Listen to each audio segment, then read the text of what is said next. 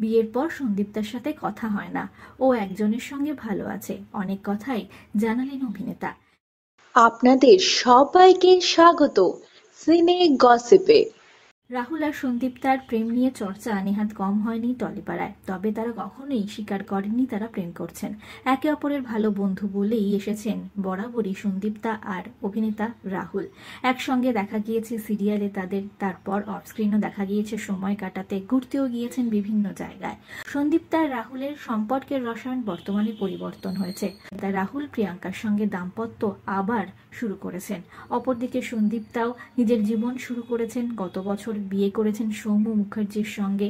সন্দীপ্তার বিয়েতে দেখা মেলেনি রাহুলের, এমনকি শুভেচ্ছা বার্তাও তিনি পাঠাননি সামাজিক মাধ্যমের দ্বারা।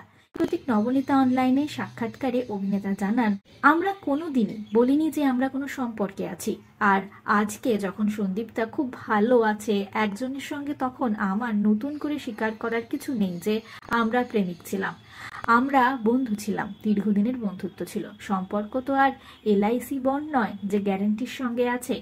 আমি ওর জন্য খুশি। সন্দীপ্তার বিয়েতে না আসা নিয়েও অভিনেতা জানান, তিনি বলেন, না, বিয়ের পর আমার সঙ্গে কথা হয়নি, বিয়ের সময় আমি ছিলাম না, ফোনেও শুভেচ্ছা জানানো হয়নি, এখন আর অতটা বন্ধুত্ব নেই। অভিনেতাকে বলতে শোনা যায়, সহ অভিনেত্রী রুকমা রয়ের সঙ্গে তার যে ধরনের বন্ধুত্ব, সন্দীপ্তার সঙ্গে তার সেই ধরনের বন্ধুত্ব ছিল না। রাহুল জোর দিয়ে বলেন, সেই জন্যই রুকমার সঙ্গে তার বন্ধুত্ব কোনোদিনও ভাঙবে না। দেশের মাটি ধারাবাহিকের রাজা মাম্পির অনস্ক্রিন বন্ডিং আজও ততটাই মজবুত। রাহুলের সব বন্ধুত্বের খবরই কিন্তু জানেন প্রিয়াঙ্কা। এ বিষয়ে তিনি বলেন, প্রিয়াঙ্কা আমার জীবনের সব জানে, আমি ওর জীবনের সব জানি, একে অপরের কাছে খোলা বই। আমরা পরস্পরের সব ডার্ক সিক্রেট জানি। আমার ওর প্রতি প্রচন্ড সম্মান রয়েছে, ওরও মনে হয় আমার প্রতি সম্মানটা রয়েছে, সেই জন্যেই সম্পর্কটা টিকে আছে। 5-6 বছর আলাদা ছিলেন রাহুল আর প্রিয়াঙ্কা। সেই সময় ছেলে সহজকে উপযুক্ত শিক্ষা দিয়ে বড় করে তুলেছেন প্রিয়াঙ্কা।